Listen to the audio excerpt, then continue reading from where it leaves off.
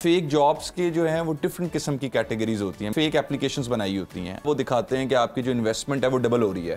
कई सालों से ग्रुप्स में ऐड होते हैं और उनको इसी बात के बारे में नहीं पता होता कि हमें किसने ऐड किया। बहुत सारे केसेस हनी ट्रैप के ऐसे होते हैं जिनमें लोग अपनी इज्जत को बचाने के लिए सामने नहीं आते। वो NCCIA के पास है। बात कर लेते हैं सोशल मीडिया के हवाले से। तो आज का दौर टेक्नोलॉजी का है। पाकिस्तान समेत दुनिया भर में सोशल मीडिया जहां पर मालूमात और राबते का ताकतवर जरिया है, वहीं पर सोशल मीडिया का गलत इस्तेमाल भी बढ़ता ही चला जा रहा है और जराइम पेशा अनासर ने इस प्लेटफॉर्म को अपना हथियार बना लिया है। पाकिस्तान में सोशल मीडिया के इस्तेमाल के जरिए शहरियों को हनी ट्रैप करके भत्ताखोरी के रुझान में इजाफा देखा जा रहा है, जबकि तालीम याफ्ता, पढ़े लिखे और करियर बनाने के ख्वाहिशमंद नौजवानों को fake job offers, freelancing groups और ऑनलाइन कम्युनिटीज़ के जरिए ट्रैप करने के वाक़यात भी बढ़ गए हैं। नेशनल साइबर इमरजेंसी रिस्पांस ने फ्रॉड फ्रीलांसिंग से बचाव के लिए एडवाइजरी जारी कर दी है, जिसमें खबरदार किया गया है कि नौजवानों को मुख्तलिफ व्हाट्सएप ग्रुप के जरिए फेक जॉब्स ऑफर की जाती हैं और इसके लिए इन्हें फ्रीलांसिंग कम्युनिटी में शामिल किया जाता है। जब नौजवान व्हाट्सएप ग्रुप ज्वाइन कर लेते हैं, इन्हें फहाश मवाद दिखाकर ब्लैकमेल किया जाता है। एडवाइजरी के मुताबिक जो शहरी फहाश मवाद के खिलाफ कोई रिएक्ट करता है तो उन्हें रिपोर्ट करने की धमकी करता है, तो उन्हें ट्रैप कर लिया जाता है और इस तरह ग्रुप में शामिल अफराद को कानूनी कार्रवाई की धमकियां देकर इनसे 10 से 15 लाख बटोर लिए जाते हैं। एडवाइजरी में सिफारिश की गई है कि शहरी व्हाट्सएप समेत सोशल प्लेटफॉर्म्स पर प्रोफाइल और ग्रुप्स में शामिल किए जाने की सेटिंग एडजस्ट करें। व्हाट्सएप और टेलीग्राम के जरिए आने वाली जॉब ऑफर से मोहतात रहें और किसी भी ग्रुप से गैर अखलाकी मवाद को डाउनलोड या फॉरवर्ड करने से इज्तनाब करें। इसी तमाम तर सूरत हाल पर बात कर लेते हैं। माहिर कानून ज़ैन अली कुरैशी स्टूडियोज़ में हमारे साथ मौजूद हैं। वेलकम टू सुनो पाकिस्तान। ज़ैन साहब, पाकिस्तान की मौशी सूरत हाल तो सबके सामने है और नौजवान जो है आजकल बेहतर कैरियर के लिए हम देखते हैं कि बड़े मुतलाशी हैं, सरगर्दा रहते हैं और ऐसे में जराइम पेशा अनासर जो हैं वो भी बड़े मुतहर्रिक हैं। उन्हें फेक जॉब ऑफर्स दी जाती हैं, ट्रैप किया जाता है किसी ना किसी तरह से। ये सिर्फ हमारा मसला है या दीगर ममालिक के भी यही मसाइल हैं और इनका हल क्या है? आप बहुत शुक्रिया आपका आज इनवाइट करने के लिए। जी देखिए, बात यह है कि ये पूरी दुनिया में देखा गया है कि जहाँ भी इन्फ्लेशन रेट ज़्यादा होता है वहाँ पे जो सबसे पहला स्कैम सामने आता है वो इसी तरीके से फेक जॉब्स का आता है। अब फेक जॉब्स के जो हैं वो डिफरेंट किस्म की कैटेगरीज होती हैं। मिसाल के तौर पे कभी कभार उनको ये कह दिया जाता है कि एक ऑनलाइन काम है, अगर आप करेंगे तो हम आपको इतना प्रॉफिट इसके ऊपर देंगे। अच्छा, उसमें क्या होता है, जब आप मुनाफे का सुनते हैं कि जी आपको अपनी इन्वेस्टमेंट पे पैसे मिलेंगे, वो भी घर बैठे हुए मिल जाएंगे, और आप क्या करते हैं, आप फौरी तौर पे उसमें पैसे इनिशियली इन्वेस्ट कर देते हैं। अच्छा, होता क्या है, उसमें उन्होंने फेक एप्लीकेशंस बनाई होती हैं। आपको बाकायदा वो दिखाते हैं कि आपकी जो इन्वेस्टमेंट है वो डबल हो रही है। एक्चुअली होता क्या है कि जब आप उसको बढ़ता हुआ देखते हैं तो आप मजीद इन्वेस्ट करते हैं। बिल्कुल। इवेंचुअली होता यह है कि वो फेक एप्लीकेशन जो दिखाई जा रही होती है वो अचानक बंद हो जाती है। अच्छा। आपकी जो इन्वेस्टमेंट होती है वो सारी ज़ाया हो जाती है। अच्छा, एक तो ये कैटेगरी है। दूसरी कैटेगरी ये है कि आपको, जैसे अभी आपने बताया व्हाट्सएप ग्रुप्स हैं। अच्छा, उन व्हाट्सएप ग्रुप्स में जो ही ऐड किया जाता है उसमें ये कह दिया जाता है कि सबको स्पेसिफिक टास्क दे दिया जाता है। उसमें और लोग भी ऐड होते हैं। वो सबको लग रहा होता है कि हम किसी एक ही ऑर्गेनाइजेशन के लिए काम कर रहे हैं। बेसिकली वो भी एक स्कैम होता है। उसमें भी इनिशियली आप ये देखें कि आप जॉब जो लोग हासिल कर रहे हैं प्राइवेट सेक्टर में, उनके लिए बुनियादी एक चीज जानना जरूरी है कि जॉब मिलती कैसे है। जॉब के लिए पहले कोई एडवर्टीजमेंट होती है या रेफरेंस बेस्ड जॉब होती है। आपको कोई शख्स बताता है भाई मेरी ऑर्गेनाइजेशन में जरूरत है, आप भी आ सकते हैं, अप्लाई कर दें। या आप न्यूज़पेपर में ऐड पढ़ते हैं, आप कहते हैं अप्लाई कर दें। अच्छा, अगर आपने ऑनलाइन ऐड भी देख लिया है, उस ऐड को कंफर्म करने के लिए उस कंपनी की वेबसाइट पे जाएं। उसके लिए वहां पे उन्होंने कैरियर्स का ऑप्शंस दिया होता है। आप कैरियर्स में जाके देखते हैं कि कहाँ पे कौन कौन सी जॉब ऑप्शंस जहाँ पे अवेलेबिलिटी के अंदर शो हो रही हैं, वहाँ पे अप्लाई करें। अगर आपको कंफर्म हो जाए कि जो ऑनलाइन जॉब्स दी गई हैं, आप कॉल करके भी पूछ सकते हैं उस कंपनी से, आप उनको ईमेल करके पूछ सकते हैं कि ये जॉब वैकेंसी यहाँ पे वेकेंट है, मैंने अप्लाई करना है, क्या ये ऐड जो है तौर पे वेरीफाई कर सकते हैं। और सबसे आसान तरीकेकार है कि अगर आप उसी शहर में रहते हैं तो आप खुद जाके अपनी सीवी ड्रॉप करके आ जाइए। अच्छा ज़ैन, मैं ये करंट न्यूज़ के हवाले से बात करना चाहूँगी। मुझे ये बताइए कि अगर कोई शहरी ऐसा व्हाट्सएप ग्रुप ज्वाइन कर लेता है जहाँ पर फहाश मवाद दिखाया जा रहा है और वो उस पर रिएक्ट करता है और फिर ब्लैकमेल होता है, तो पहला कदम क्या होना चाहिए उस शहरी का, घबराने के अलावा? देखिए, पहला कदम उसका वैसे ये होना चाहिए कि वो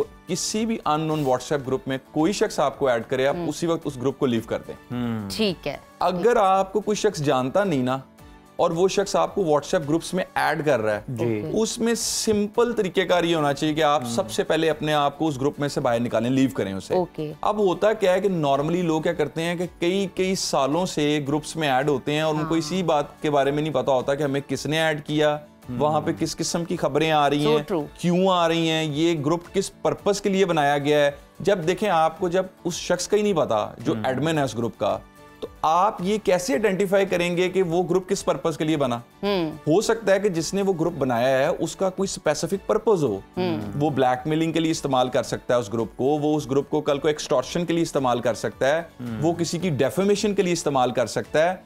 देखिए ये एक मल्टीपल मैं समझता हूँ कि इसमें फैक्टर्स आ सकते हैं। बिल्कुल आसान चीज़ ये है कि देखें बुनियादी तौर पे मैं समझता हूँ कि ये चीज़ बहुत आसान है कि अगर आप ये कहें ना कि किसी को ये पता चल जाए कि उसने क्राइम हो रहा है, उसको आपने अच्छा लीगल असिस्टेंस की तरफ लेके जाना है, बुनियादी है कि आप उससे बच जाएं। उससे आप अगर बचेंगे नहीं, उसमें ट्रैप हो जाएंगे, फिर वो तरीकेकार बहुत लंबा हो जाएगा आपके लिए। जितने भी ये माली फ्रॉड हैं ये तो लोग रिपोर्ट भी कर देते हैं फौरी तौर पर, लेकिन ये जो हनी ट्रैप का शिकार हो जाते हैं लोग, फिर अगवा भी हो जाते हैं। कच्चे में भी हमने इस तरह की बहुत सारी वीडियोस देखी हैं, वहाँ से आई हैं डाकुओं के हाथों, और फिर जो ये लोग हो जाते हैं इसमें ट्रैप, इनके लिए क्या रास्ता है? ये किस तरह कानूनी तौर पर रिपोर्ट कर सकते हैं, कानूनी मदद हासिल कर सकते हैं? कौन सी उलझने मसाइल आते हैं और इनसे बचने का तरीका क्या होता है? देखिए अभी रिसेंटली जो सबसे बड़ा केस था खलीलुर रहमान कमर साहब का, जो हनी ट्रैप के वाले से था, उसमें मैं उनका काउंसिल भी था, लॉयर भी था। अच्छा।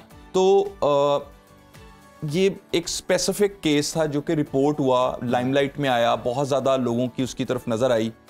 ये मैं समझता हूँ कि बहुत सारे केसेस हनी ट्रैप के ऐसे होते हैं जिनमें लोग अपनी इज्जत को बचाने के लिए सामने नहीं आते, उसमें वो अवॉइड करते हैं कि ये जब बात हम बाहर लेकर आएंगे तो लोग हमसे क्वेश्चन करेंगे।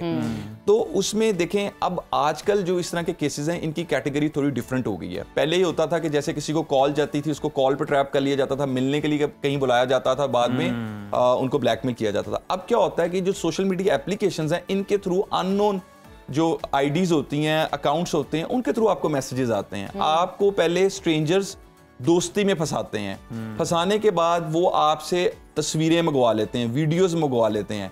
जब उनके पास वो तस्वीरें चली जाती हैं, या बाज़ औक़ात आपको कुछ स्पेसिफिक ऐसी एप्लीकेशंस हैं जहां से आपको वीडियो कॉल्स चली जाती हैं, जो ही आप उनको वीडियो कॉल्स को अटेंड कर लेते हैं, उसके बाद आपको स्पेसिफिक एक्ट्स करने के लिए कहा जाता है। अब चूंकि आप ये समझ रहे होते हैं कि ये जो सब कुछ हो रहा है ये तो शायद वैसे ही हो रहा है और मेरे से कोई बंदा बातचीत करना चाह रहा है, मेरे से कोई हाँ जी, दो लोगों के दरमियान है, दोस्ती करना चाह रहा है। लेकिन जो ही आप वो बात कर लेते हैं, उसके बाद एक वीडियो तैयार हो जाती है या मैसेजेस, तस्वीरें तैयार हो जाती हैं, आपको वो शेयर की जाती है कि अपने अब आप हमारे साथ पैसे ट्रांसफर करें। और उन पैसों का भी जो वो तरीकेकार बनाते हैं, वो इस तरीके से कोशिश करते हैं कि ये किसी तरीके से प्रॉपर चैनल्स के थ्रू ना आए, और वो भी एक अलग क्राइम वो कमिट करने की कोशिश करते हैं। तो मैं ये समझता हूँ यहाँ पे जो स्पेशली यंग जनरेशन है उसको ये बताना बहुत ज़रूरी है कि आप सोशल मीडिया एप्लीकेशंस को इंतहाई एहतियात के साथ इस्तेमाल करें, वहाँ पे स्ट्रेंजर्स को मत ऐड करें, उनसे मत लंबी और जिस चीज़ का आपको नहीं पता वहाँ पे आपको इंटरफेयर होने की जरूरत नहीं। ज़ैन, मैं ये चाहूँगी, आपने ना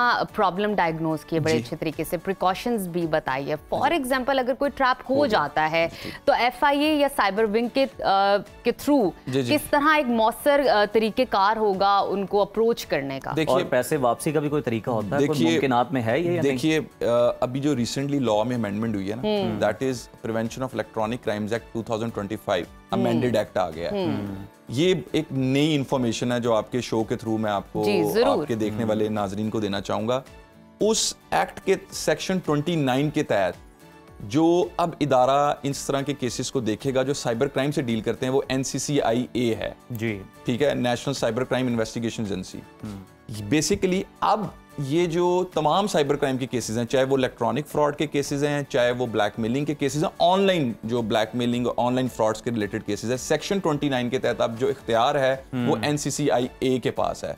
तो जो राइट फॉरम है जहां पे अगर किसी के साथ कोई साइबर क्राइम होता है, कोई फाइनेंशियल फ्रॉड होता है जिसकी हमने पहले डिस्कशन की, या कोई डेफेमेशन रिलेटेड मामला होते हैं, साइबर स्टॉकिंग रिलेटेड मामला होते हैं, साइबर बुलिंग रिलेटेड चीज़ें होती हैं, तो वहाँ पे रिपोर्ट करेंगे।